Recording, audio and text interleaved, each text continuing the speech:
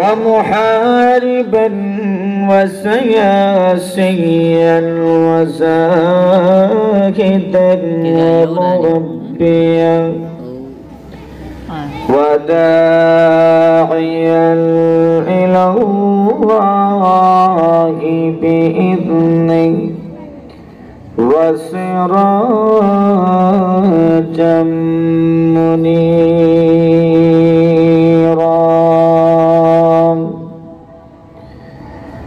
أما بعد فقد قال الله تبارك وتعالى في كلامه المجيد وفرقانه الحميد.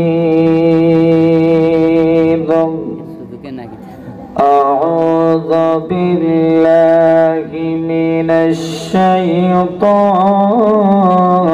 الرجيم. بسم الله الرحمن الرحيم.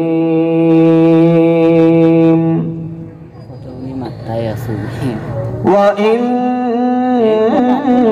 عليكم لحافظين كراما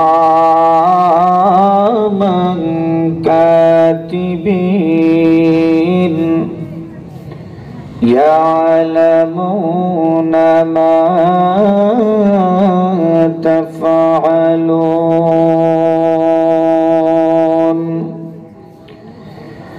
إن الأبرار لفي نعيم وإن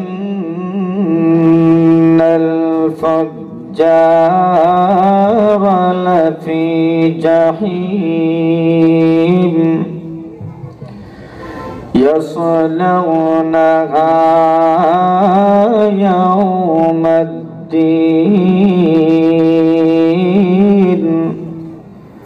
وما هم عنها بغائبين.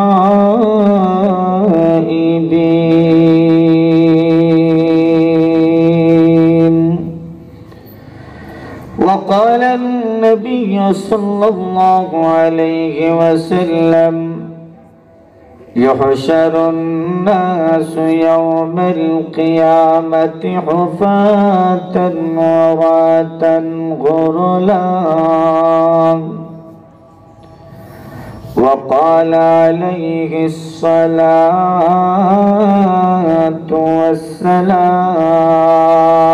والسلام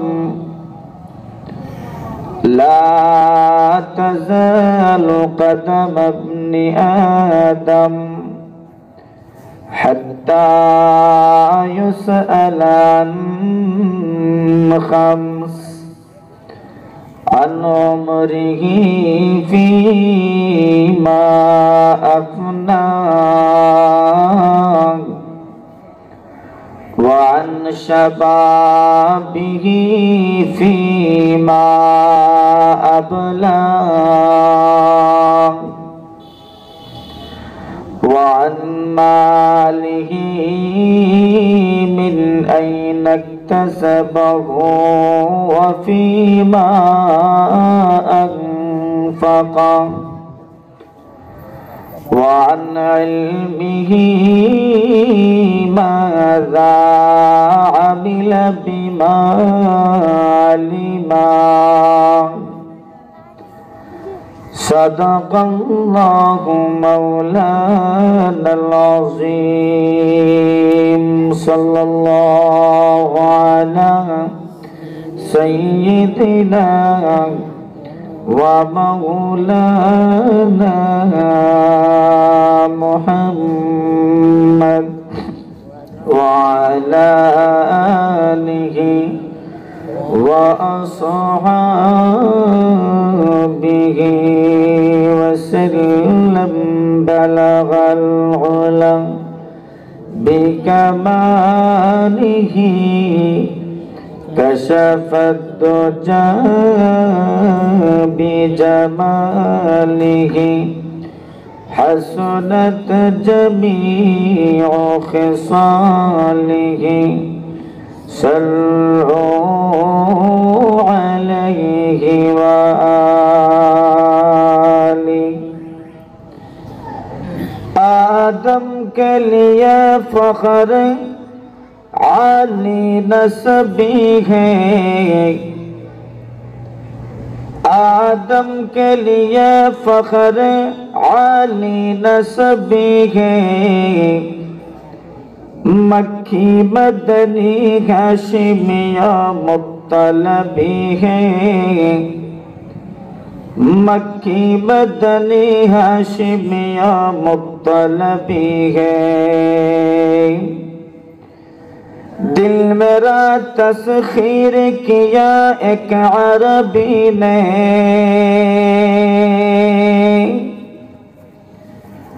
دل میرا تسخیر کیا ایک عربی نے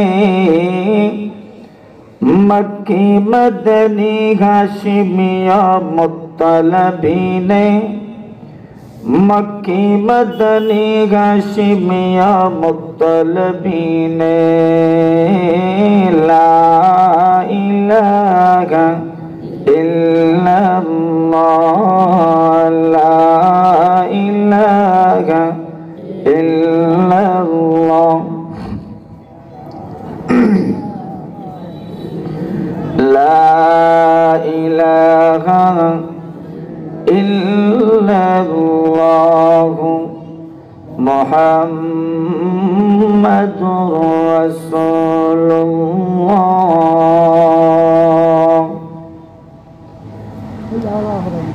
ঐতিহ্যবাহী দ্বীনি বিদ্যাপীঠ ইন্দ্রশ্বর ইসলামিয়া মাদ্রাসার 37তম বার্ষিক ওয়াজ মাহফিলের চলমান অধিবেশনের অত্যন্ত শ্রদ্ধেয় সভাপতি মঞ্চে উপবিষ্ট হযরত উলামায়ে কেরাম অত্যন্ত শ্রদ্ধেয় মুরব্বিয়ান যুবক বন্ধুগণ অত্যন্ত প্রিয় ভাজন ছাত্র সমাজ আল্লাহ পাক রব্বুল আলামিনের আলিশান দরবারে আমরা শুকরিয়া জ্ঞাপন করছি যে মহান আল্লাহ পাক রব্বুল ইজ্জত আমাদেরকে আজকের এই মুবারক মাহফিলে অংশগ্রহণ করার তৌফিক দান করেছেন আমরা সকলেই উচ্চ আওয়াজে সম্মিলিত কণ্ঠে আল্লাহ পাকের দরবারে কালিমাতু শুকর পাঠ করছি আলহামদুলিল্লাহ মুহতারাম হাজিরিন এই দুনিয়াতে আমাদের জন্ম এই মাটি থেকে আমাদের জন্ম এই মাটির উপরই আমাদের চলাফেরা আবার এই মাটির গর্ভেই আমাদেরকে চলে যেতে হবে এজন্য প্রত্যেকটি মানুষের প্রতিটি কাজ এবং প্রতিটি কথা চাই তার এই কাজ এবং তার এই কথা রাতের অন্ধকারে হোক অথবা দিনের আলোতে হোক চাই সেটা জনসম্মুখে হোক অথবা লোকচক্ষুর আড়ালে হোক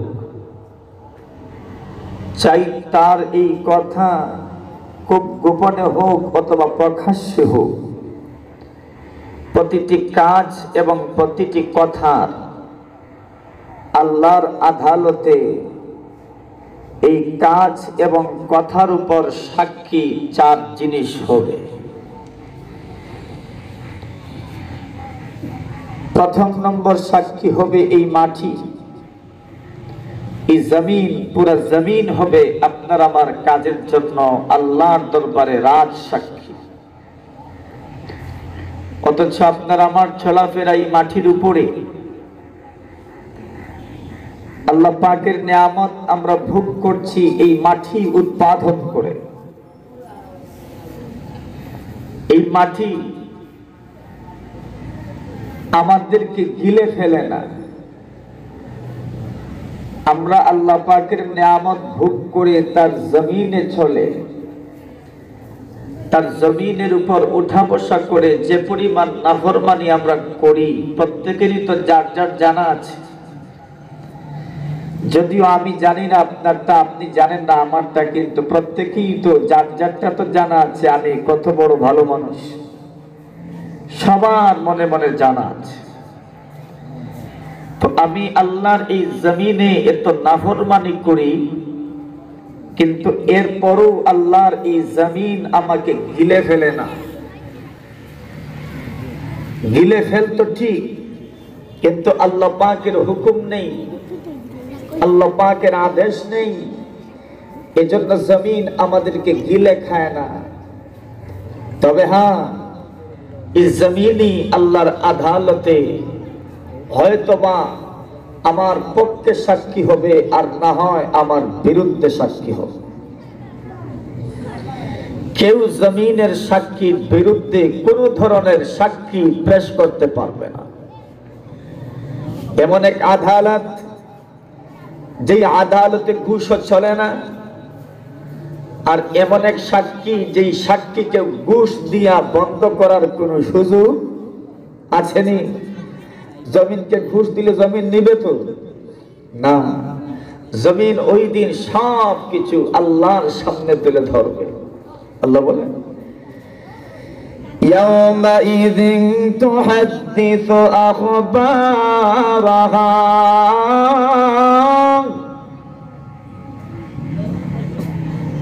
যেই দিন জমিন আল্লাহর কাছে তার সবগুলো সংবাদ জানিয়ে দিবে। জমিন তার কাছে যত নিউজ আছে সব নিউজ আল্লাহর সামনে তুলে ধরবে। অথচ আমরা জমিনে চলি। আল্লাহ বলেন, ওয়াসসামাআ বানাইনাহা বিআইদিন ওয়া ইন্না লামুসিউন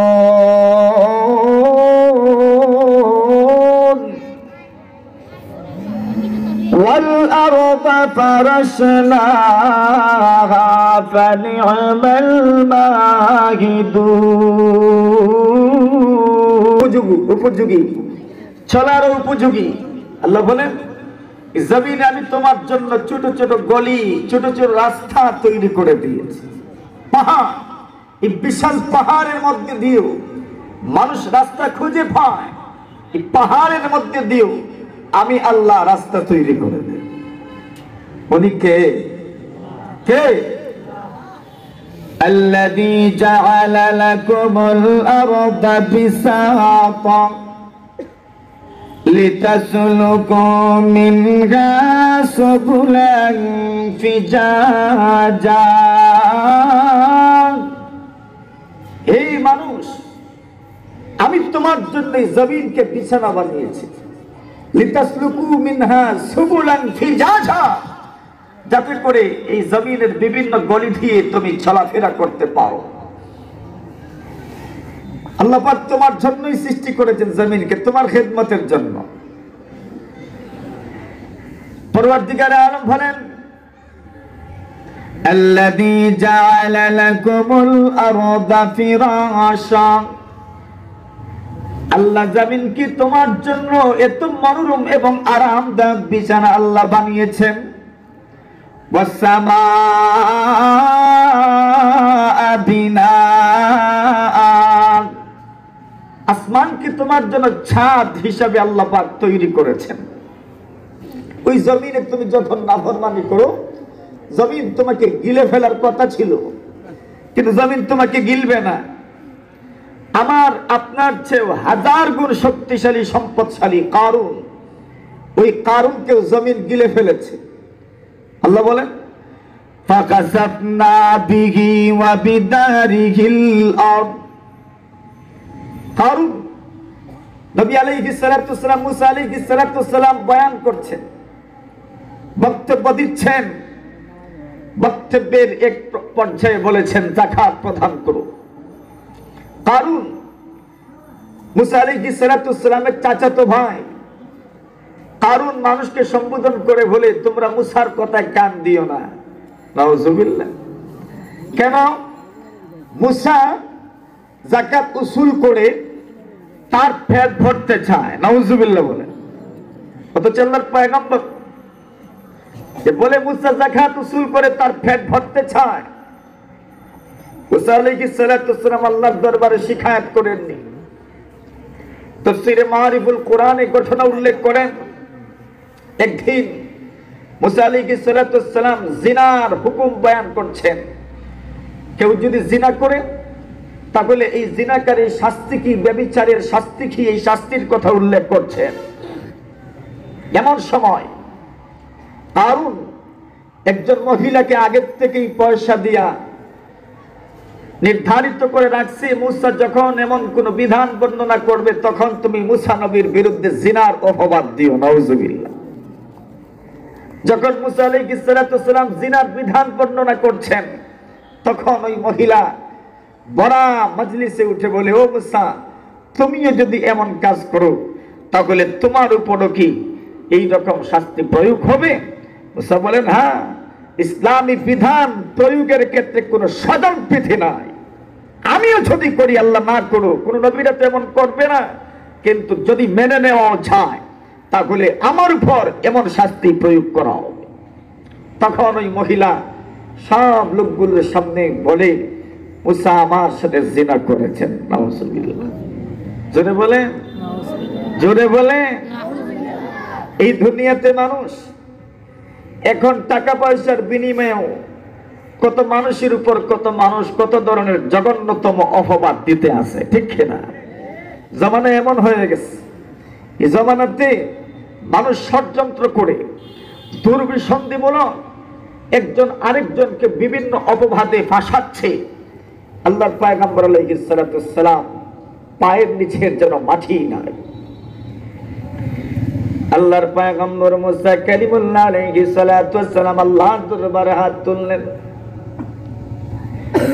এমন ঘটনা আল্লাহ পাক এই মানুষকে নাজাত দিতে পারেন কেউ জানে না।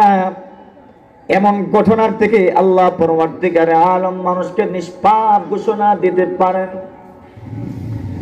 হযরত ইমাম জুনাইদ রাহমাতুল্লাহি আলাইহির বিরুদ্ধে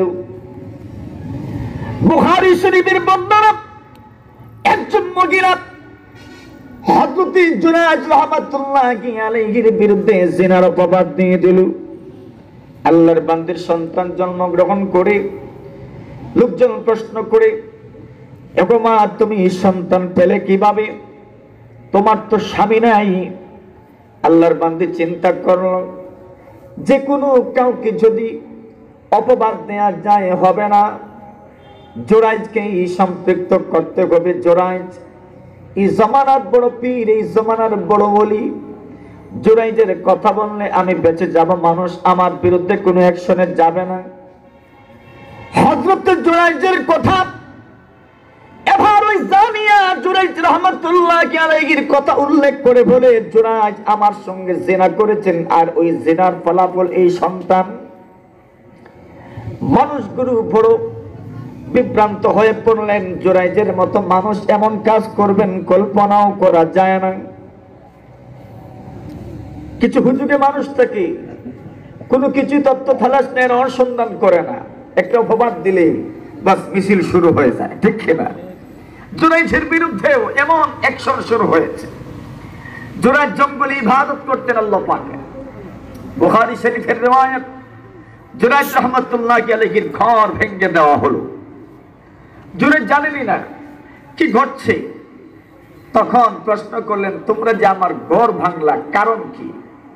এরা বলে, এমন একটা দুর্ঘটনা ঘটেছে আর এই দুর্ঘটনার সাথে আপনি সম্পৃক্ত আছেন, বিধায় আমরা আপনার ঘর দরজা ভেঙে দিচ্ছি।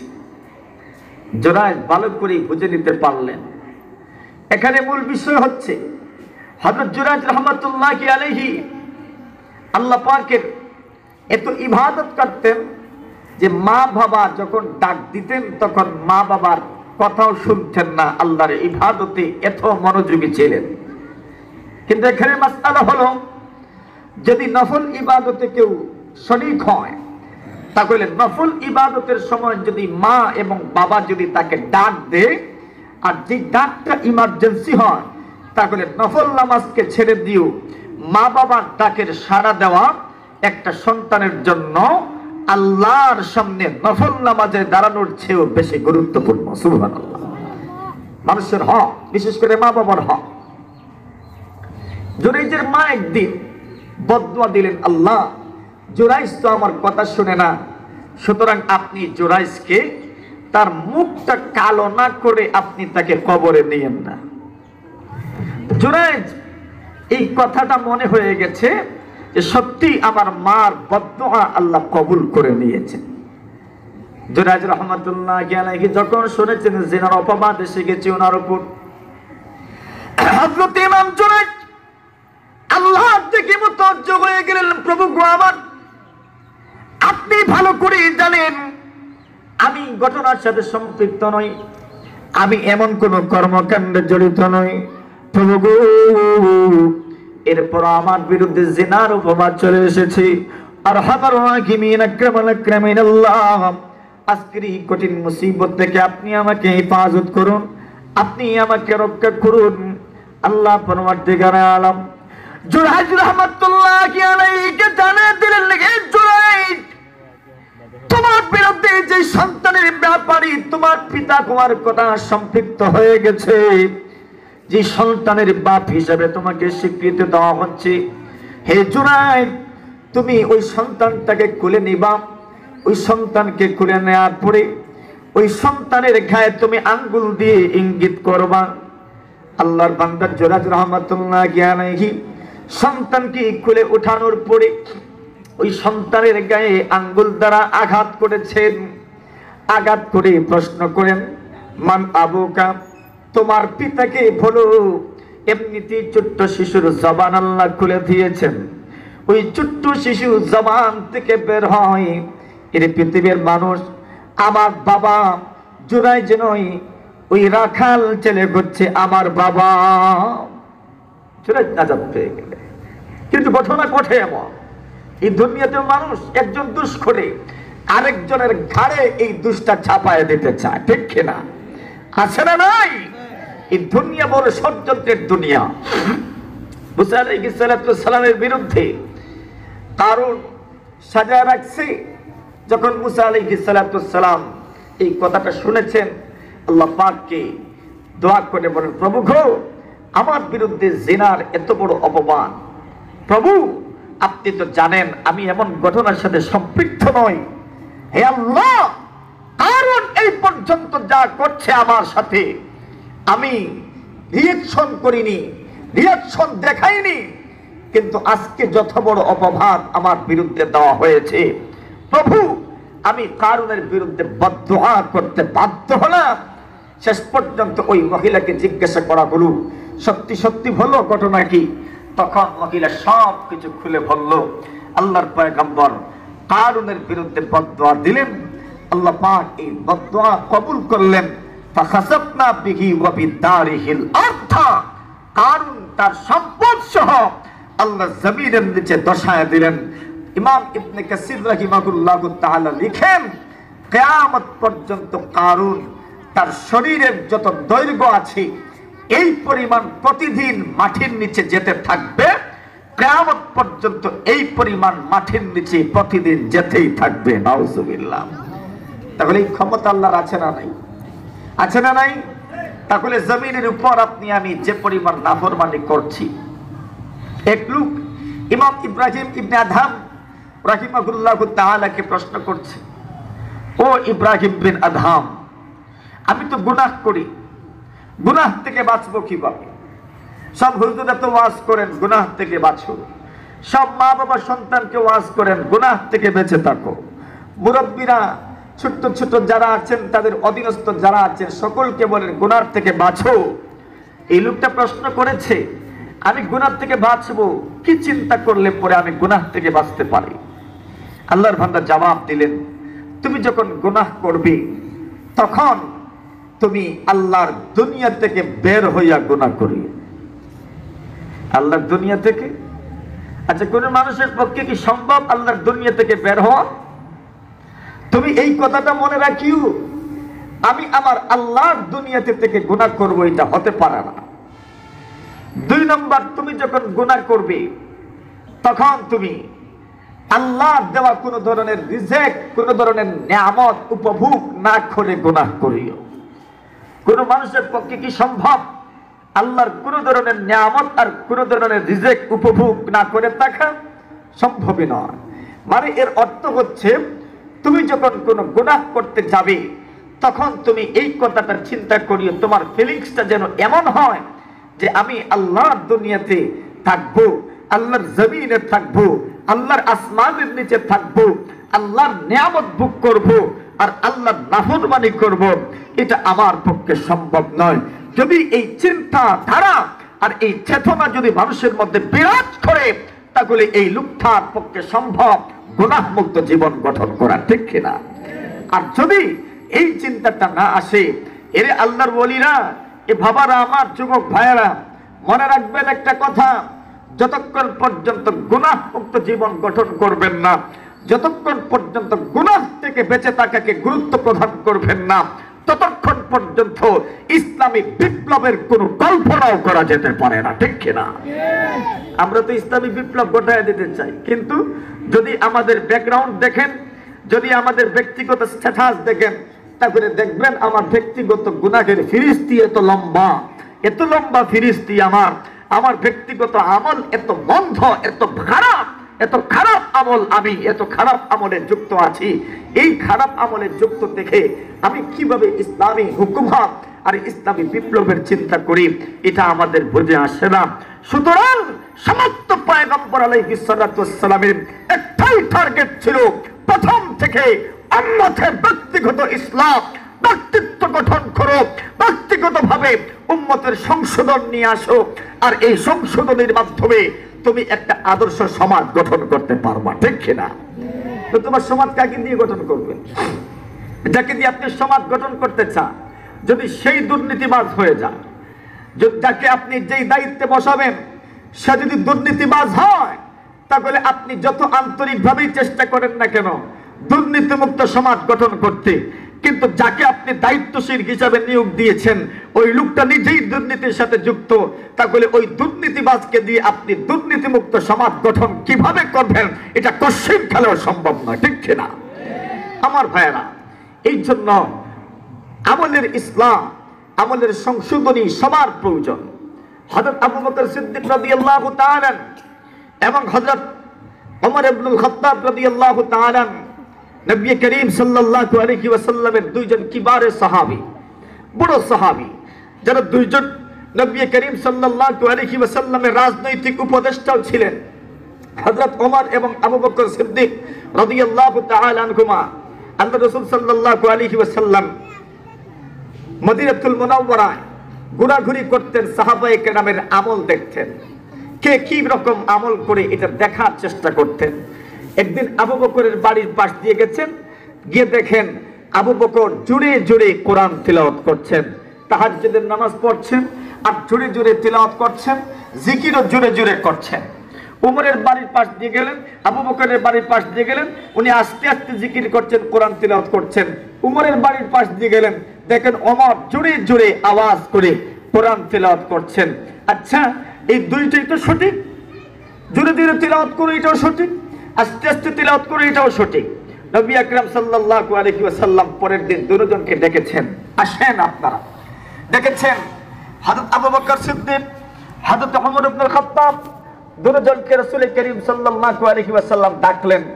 ডাকার পরে প্রশ্ন করলেন, আবু বকর, আমি তোমার বাড়ির পাশ দিয়ে গেলাম আর তোমাকে আমি জোরে আস্তে আস্তে কোরআন তিলাওয়াত করতে দেখলাম, তাহাজ্জুদের নামাজ পড়ছো, আস্তে আস্তে কোরআন তিলাওয়াত করছো, আল্লাহর জিকিরও করছো আস্তে আস্তে, কারণটা কি জানতে পারি?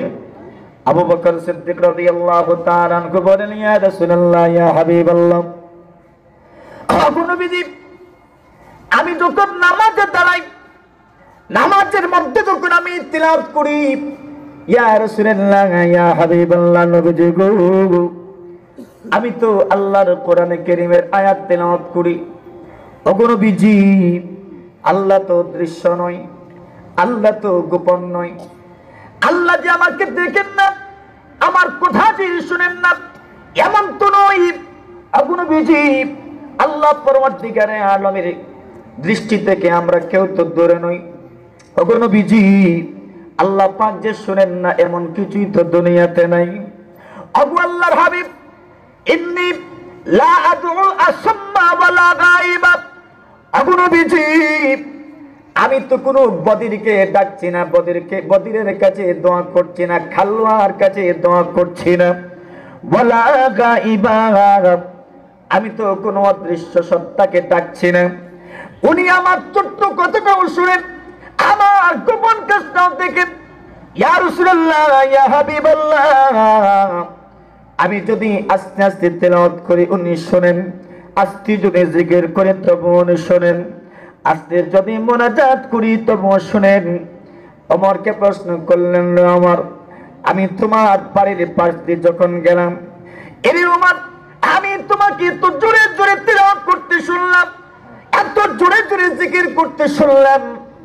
ওমর বলেন, ইয়া রাসূলুল্লাহ ইয়া হাবিবাল্লাহ, ইন্নী আতুরুদুশ শাইতান ওয়া উকিজুল ওয়াসনান।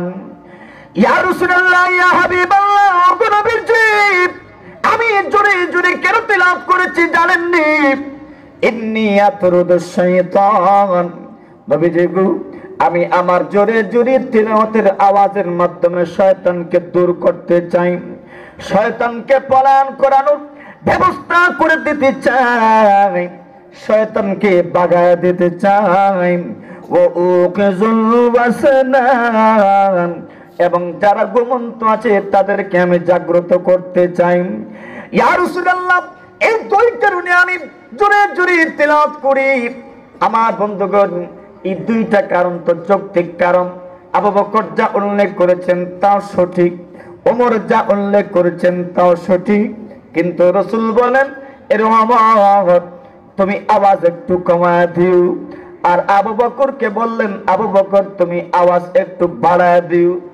মুহাদ্দিসিনে কেরাম লিখেন, মুফাসসিরিনে কেরাম লিখেন, আবু বকরকে বললেন তুমি আওয়াজ একটু বাড়ায় দিও, ওমরকে বললেন তুমি একটু কমায় দিও।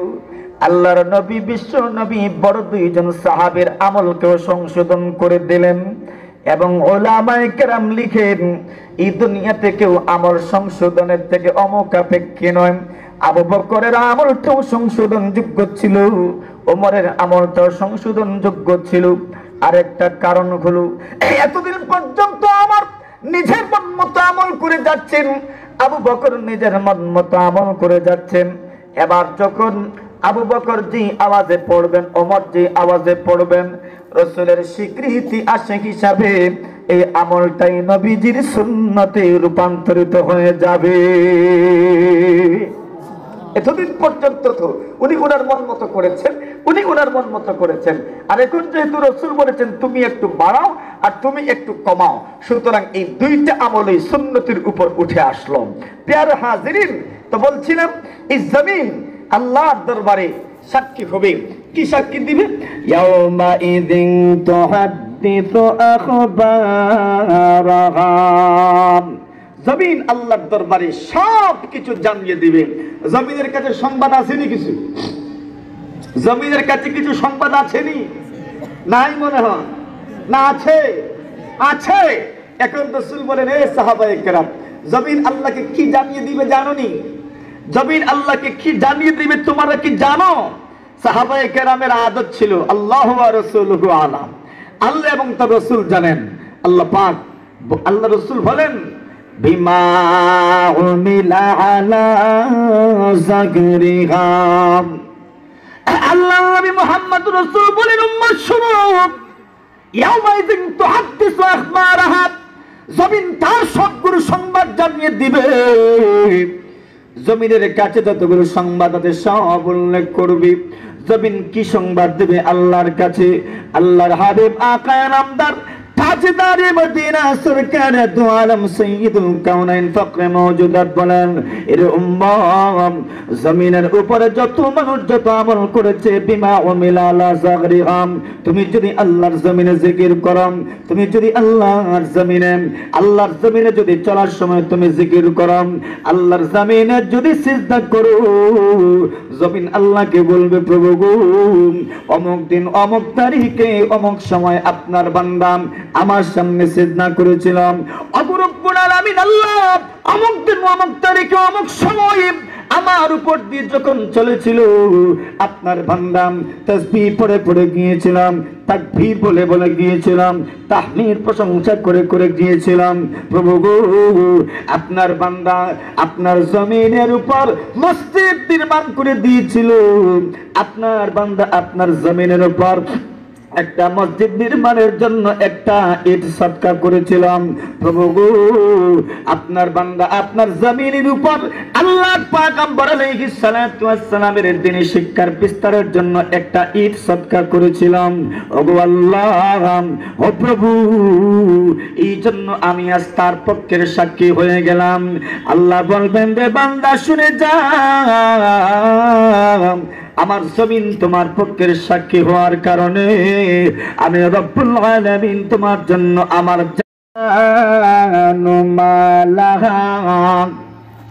মানুষের জমিন কথা বলছে। তো এক সাক্ষী এই জমিনের উপর আমি আপনি যা করছি সব কিছুর উপর এই জমিন সাক্ষ্য প্রদান করবে আল্লাহর আদালতে। এখন এটা সিদ্ধান্ত আপনার, সিদ্ধান্ত আমার।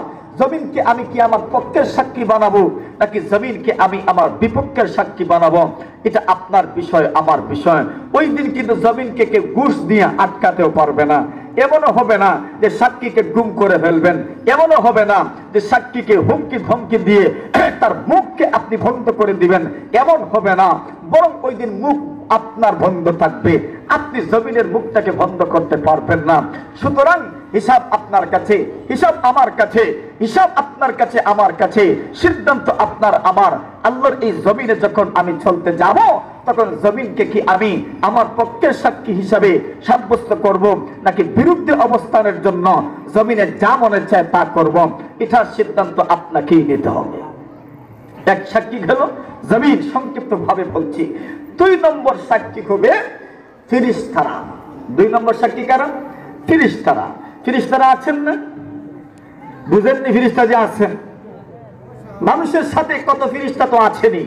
আর বিশেষ করে 2 জন ফেরেশতা যারা স্পেশাল পাওয়ার নিয়ে এসেছেন, যারা মানুষের 2 খাদে থাকেন। আল্লাহ বলেন ওয়া ইন্না আলাইকুম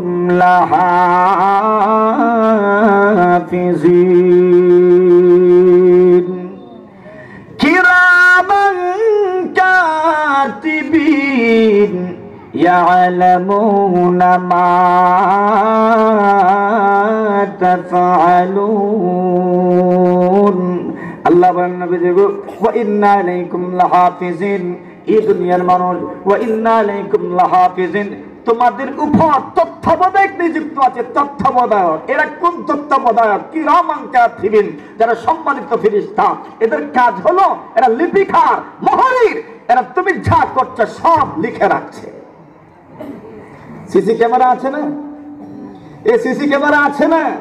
পুরা দুনিয়াতে আল্লাহ পাক সিসি ক্যামেরা ফিট করে রেখেছেন। আল্লাহ বলেন ওয়াল ফাজর ওয়ালায়ালিন আশর ওয়াশ-শাফঈ ওয়াল ওয়াতর ওয়াল-লাইলি ইযা ইয়াসর।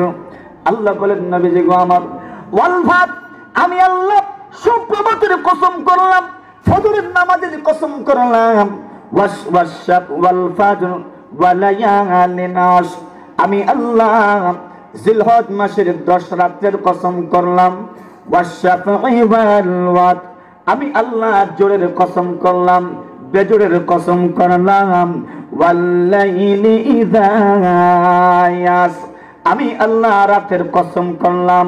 5টা জিনিসের কসম করে আল্লাহ বলেন ইন্না রাব্বাকা লাবিল মিরসাদ। এরে মানুষ, ইন্না রাব্বাকা লাবিল মিরসাদ, আল্লাহ তাআলা উট পেতে বসে আছেন।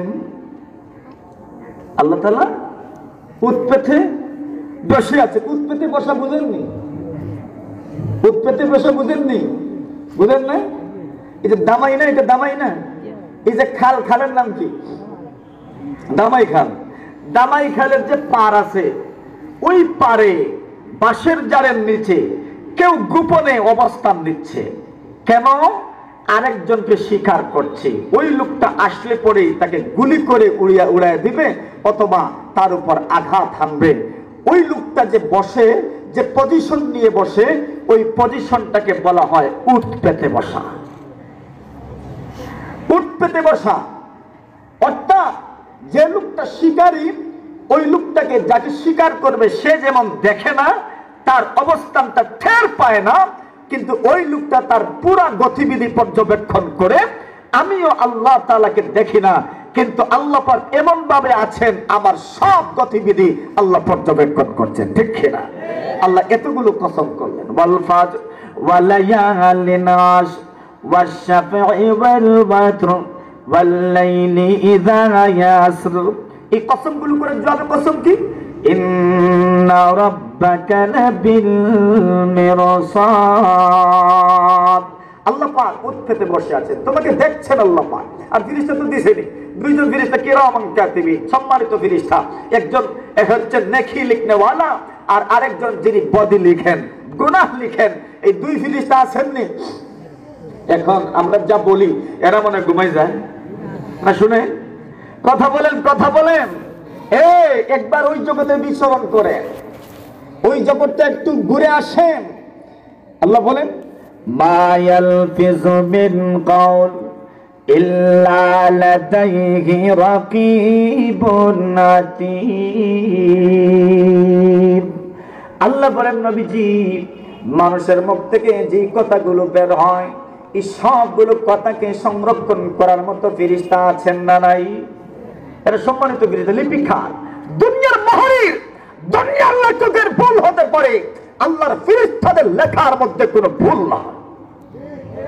আল্লাহর ফেরেশতারা কেমন? লা ইয়াসুনাল্লাহা মা আমারাহুম ওয়া ইয়াফআলুনা মা ইউমারুন। আল্লাহ বলেন, নবীজি, ও প্রিয় নবী আমার, লা ইয়াসুনাল্লাহা মা আমারাহুম ওয়া ইয়াফআলুনা মা ইউমারুন। নবীজি গো, লা ইয়াসুনাল্লাহা মা আমারাহুম, আমার ফেরেশতারা যে ফেরেশতাদেরকে আমি আল্লাহ যা আদেশ করি সামান্য পরিমাণ নাফরমানি করে না। ওয়া ইয়াফআলুনা মা ইউমারুন, আমি আল্লাহ যা করার জন্য বলি সবগুলো তারা করে, একটু ভুল হয় না। ওগো নবীজি, এমন ফেরেশতারা আমি আল্লাহ নিযুক্ত করে রেখেছি, যে দুইজন ফেরেশতা, একজন হচ্ছেন নেকির লেখক, আর একজন করেন যিনি বদি লেখেন। নেকির ফেরেশতা তো নেকির নিয়ত করলেই লিখে ফেলেন। আমি নিয়ত করেছি নেকি, এই কাজ করব, আমি নেকির কাজ এখনো করি নাই। আল্লাহ রাসূল বলেন, হাদিসে কুদসিতে আসে, আল্লাহ পাক বলেন, ইন্নাল্লাহা কাতাবাল হাসানাতি ওয়াস সাইয়্যাত ফামান হাম্মা বিহাসানাতিন ওয়া লাম ইয়া'মালহা কুতিবাত লাহু হাসানাতুন কামিলাম ওয়া মান হাম্মা বিহাসানাতিন ওয়া হুয়া ইয়া'মালুহা কুতিবাত লাহু আশরু হাসানাত ইলা 700 দিফিন ওয়া ইলা আদআফিন কাসীরাম। বুখারী শরীফের মধ্যে আসে, রাসূল আরবি সাল্লাল্লাহু আলাইহি ওয়াসাল্লাম বলেন, আন আব্দুল্লাহ ইবনে আব্বাস রাদিয়াল্লাহু তাআলা আনহুমা ক্বালা ক্বালা রাসূলুল্লাহ সাল্লাল্লাহু আলাইহি ওয়াসাল্লাম ফীমা ইয়ারবিহি আন রাব্বিহি আযজা ওয়া জাল্লা। হাদিসে কুদসি বয়ান করেন আব্দুল্লাহ ইবনে আব্বাস, রাসূল করিম সাল্লাল্লাহু আলাইহি ওয়াসাল্লাম থেকে, আল্লাহর হাবিব বলেন, এরে উম্মত শুনো, শোনো, ইন্নাল্লাহা কাতাবাল হাসানাতি ওয়াস সাইয়্যাত, আল্লাহ পাক নেকির কথাও লিখে রেখেছেন, বদির কথাও আল্লাহ লিখে রেখেছেন। ফামান হাম্মা বিহাসানাতিন ওয়া লাম ইয়ামাল বিহা, রাসূল বলেন যে লোকটা কোন নেক কাজের নিয়ত করলাম, এখন পর্যন্ত আমল করে নাই, আল্লাহর বান্দার আমলনামায় আল্লাহ পরিপূর্ণ একটা নেকি লিখে দেন। কয়টা নেকি? কয়টা কয়টা? একটা। আচ্ছা, ইন্দেশ্বর মনে হয় সুবহানাল্লাহ আল্লাহু আকবার এটা নাই মনে হয়, আছে নেই? হ্যাঁ, একবার জোরে বলেন তো দেখি সুবহানাল্লাহ। আর একটু জোরে বলেন সুবহানাল্লাহ। বুঝতাম কি না আছে যে? আচ্ছা আছে তো, তাইলে আছে তো। মাঝে মাঝে বলিয়েন, এগুলো রিজার্ভ রাখার তো দরকার নাই, এগুলো বলিয়েন মাঝে মাঝে, সব হবে। এই জমিন সাক্ষী দিবে আল্লাহ, এখানে বসে ওই জমিন বলবে আমার উপর বসে আপনার বান্দা সুবহানাল্লাহ বলেছিল, আলহামদুলিল্লাহ বলেছিল। এই জমিন সাক্ষী দিবে, তোমার পক্ষে সাক্ষী দিবে। এজন্য মাঝে মাঝে বলিয়েন সুবহানাল্লাহ আলহামদুলিল্লাহ, এগুলো রিজার্ভ রাখার দরকার নাই, বলবেন কোন দিন। আর মুহতারাম হাজিরিন কেরাম, তো বলছিলাম রাসূল আরবি সাল্লাল্লাহু আলাইহি ওয়াসাল্লাম বলেন, যখন কোন বান্দা নেকির নিয়ত করে তখন ডানের ফেরেশতা সাথে সাথে তার আমলনামায় একটা সওয়াব লিখেন। বদি যে বান্দা যখন গুনাহের নিয়ত করে তখন ওই বামের ফেরেশতারা লিখতে চায়, ডানের ফেরেশতারা রুখেন, দাঁড়া এখন লিখবেন না। কেন? আপনি যে ডিউটি পালন করছেন ওই লোকটা সওয়াবের কাজের নিয়ত করেছে আর আপনি সাথে সাথে লিখতে ফেললেন, আর আমি গুনাহের কাজের নিয়ত করলো আর লিখবো না কেন? উনি বলেন, মিয়া তুমি জানো না ওই লোকটার জন্য ছাড় আছে, যদি ওই লোকটা ওই গুনাহ থেকে ফিরে আসে আল্লাহ পাক তার জন্য বোনাস রাখছেন। কি বোনাস?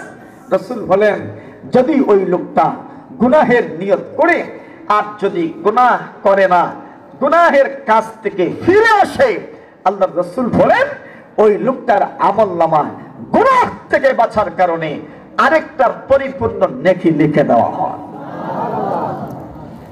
এখন মনে করিয়ে কত গুনাহের নিয়ত আমরাও করি না মাঝে মাঝে, কিন্তু যখন পরে বুঝে আসে না রে এটা করা যাবে না, আল্লাহ নারাজ হবেন।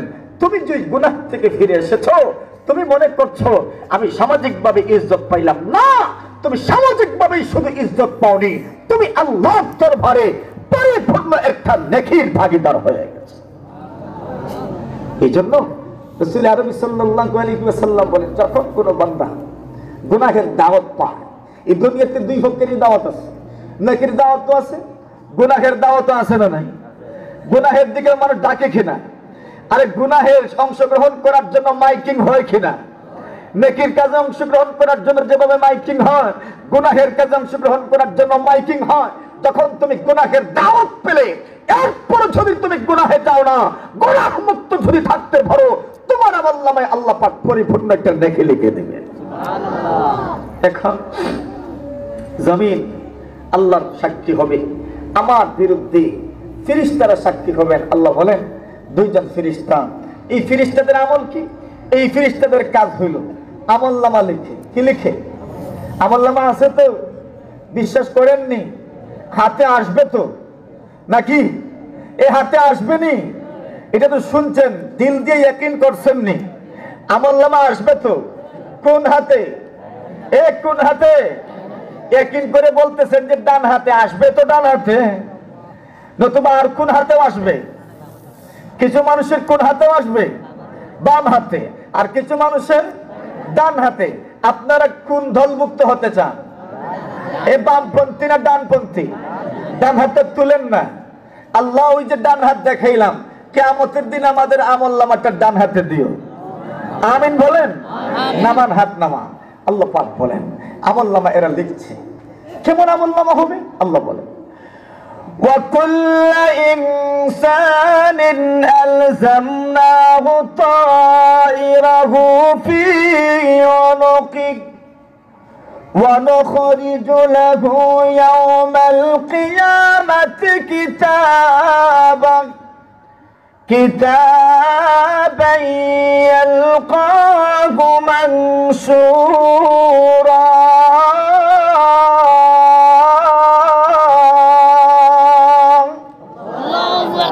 নবীজি কুল্লা ইনসানিন আলজামনাহু তাইরাহু ফি উনুকি। ওগো নবীজি, প্রত্যেকটি মানুষের হিসাবের খাতা আমি আল্লাহ তার গলার মধ্যে লটকায় দিব। ওয়ানুখরিজু লাহু ইয়াওমাল কিয়ামাতি কিতাবান। নবীজি গো, কিয়ামতের দিন আমি আল্লাহ তার জন্য বড় একটা রেজিস্টার খুলে দিব, খাতা খুলে দিব, হিসাবের খাতা। ইয়ালকাহু মানসুরা। নবীজি গো, এটা বাইন্ডিংয়ের ভিতরে থাকবে না, পুরাটা আমলনামা তোর খোলা থাকবে, খোলা আমলনামা খোলা থাকবে, চেকিং নয়, খোলা। সাহায্য নিতে হবে না কারো। পড়বে কে? আল্লাহ বলেন তুমি নিজে পড়ো। সুবহানাল্লাহ। কোন ভাষায়? কোন ভাষায়? ইন্টারন্যাশনাল ভাষা কোনটা? আরবি। মাটির উপরেও চলে, মাটির নিচেও চলে। কবরের প্রশ্ন মার রাব্বুকা কোন ভাষায়? কোন ভাষায়? হে আরবি শিখা লাগবে না, কবরে গেলে পরে অটোমেটিক আরবিয়ান হয়ে যাবে। আল্লাহ পাক আরবি শিখাই দিবেন কবরে যাওয়ার পরে। আল্লাহ বলবেন ইকরা কিতাবাক কাফা বিনাফসিকাল ইয়াওমা আলাইকা হাসিবা।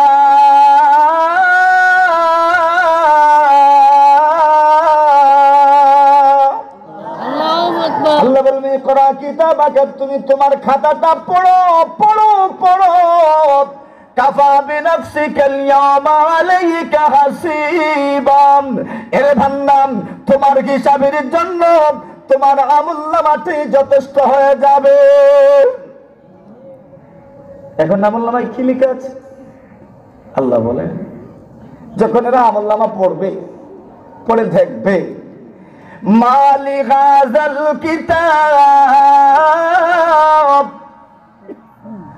লা ইউগাদিরু সাগীরাতাও ওয়ালা কাবীরা ولا كبيرة إلا أحصاها ووجدوا ما عملوا حاضرا ولا يظلم ربك أحدا।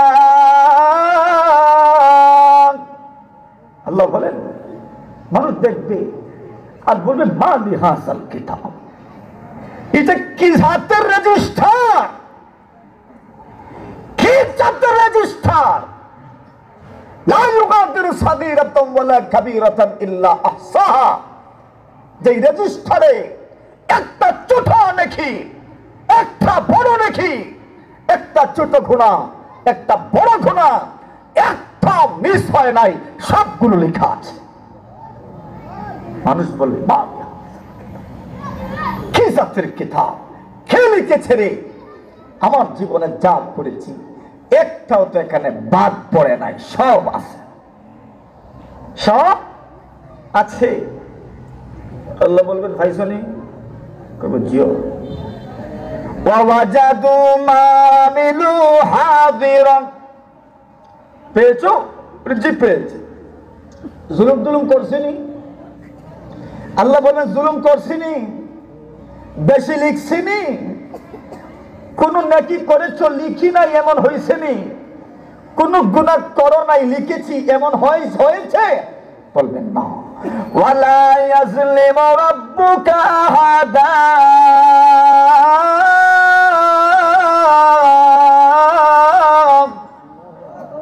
আল্লাহ বলবেন আল্লাহ পাক সামান্য পরিমাণ জুলুম করেননি। আল্লাহর বান্দা বলবে আজকে তো আমার নামাজ সব কিছু মানুষের সামনে খুলে উঠবে। কিছু মানুষের ডান হাতে যাবে, فَأَمَّا مَنْ أُوتِيَ كِتَابَهُ بِيَمِينِهِ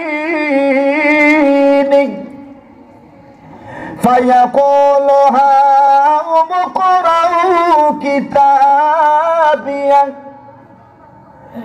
إِنِّي ظَنَنتُ أَنِّي مُلَاقٍ حِسَابِيَهْ فَهُوَ فِي عِيشَةٍ رَاضِيَةٍ في جنة عالية قطوفها دانية كلوا واشربوا هنيئا بما أسلفتم في الأيام الخالية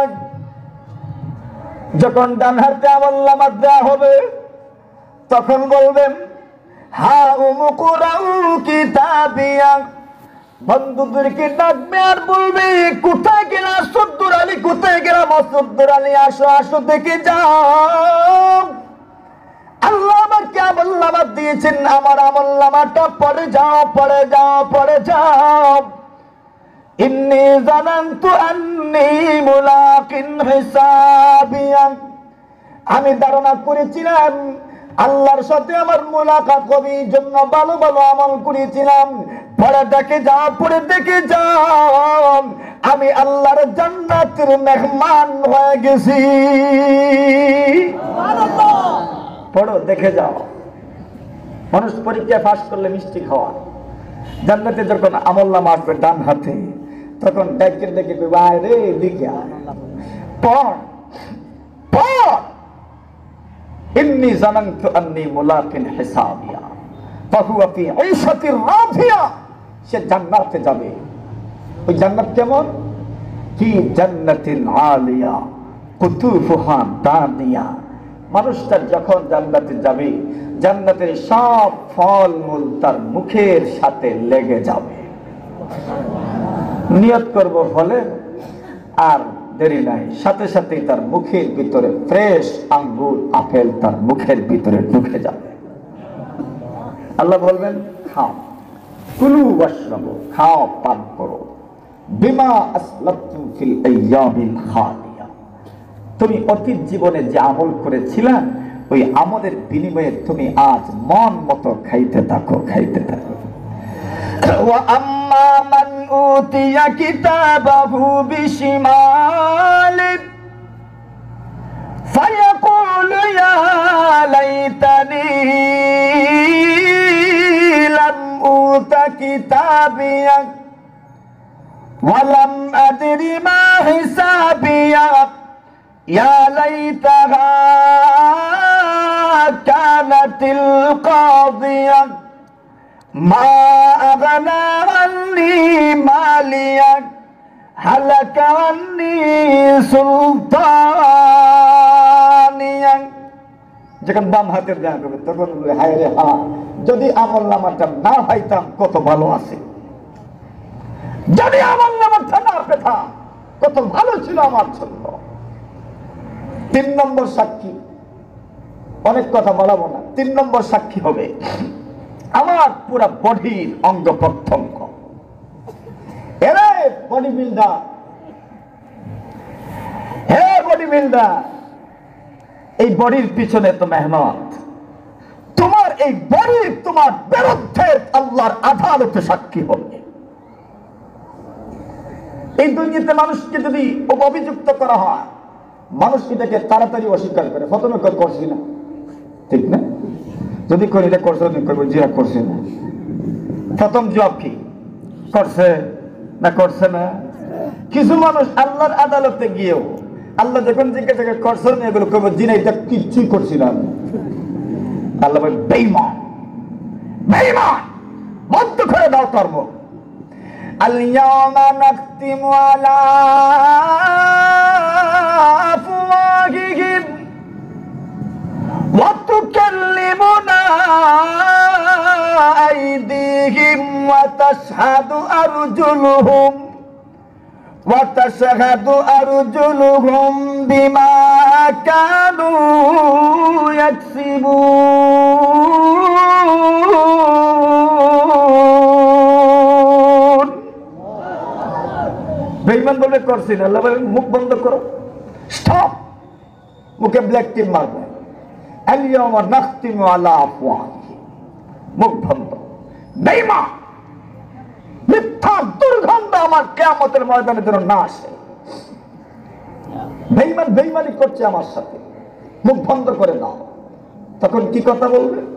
ওয়া তুকাল্লিমুনা আইদিহিম, হাত কথা বলবে। ওয়া তাশহাদু আরজুলুহুম, পা সাক্ষী দিবে। ইয়াকসিবুন, জীবনে যা করেছো সব কিছুর বিরুদ্ধে পা সাক্ষী দিবে আল্লাহর আদালতে। হাতও সাক্ষী দিব, পায়েও দিবনি, বুঝেননি? হাতেও দিবনি, পায়েও দিবনি, আর বাকি রয়েছে কি?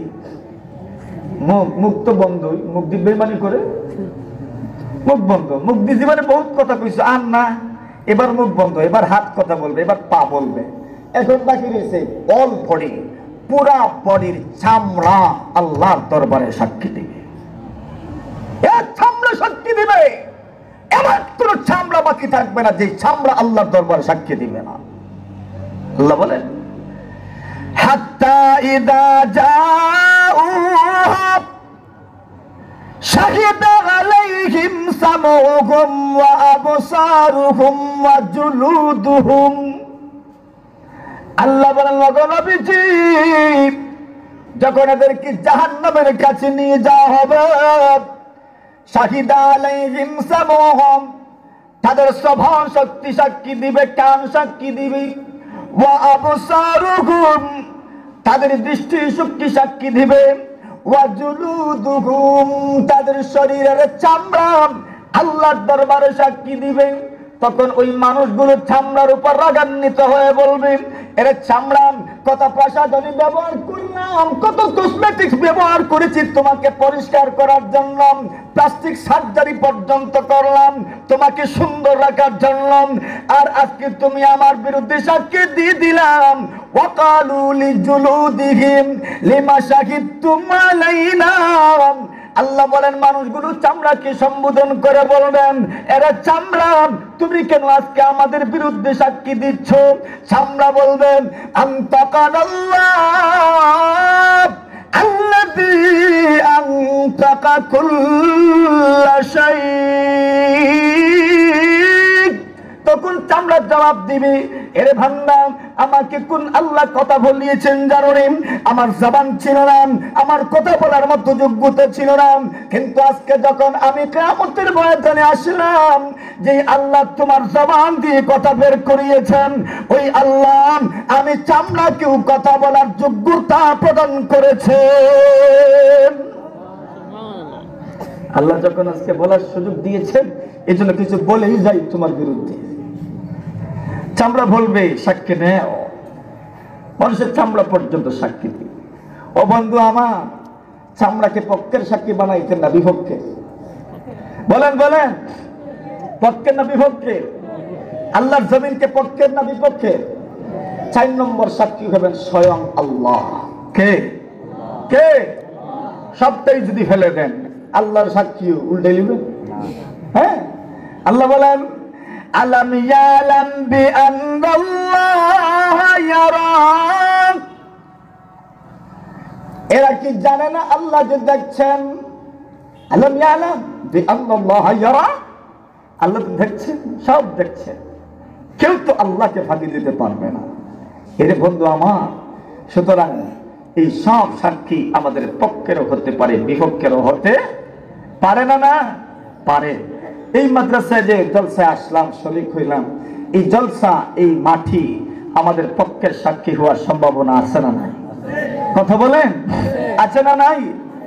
যদি এই মাটির উপর বসে কয়েকটা টাকা আল্লাহর নবীর এই বাগানে সদকা করি, সাক্ষী হবে কিনা? শুরু করি আমি, আপনারাও শুরু করেন। বিসমিল্লাহির রহমানির রহিম।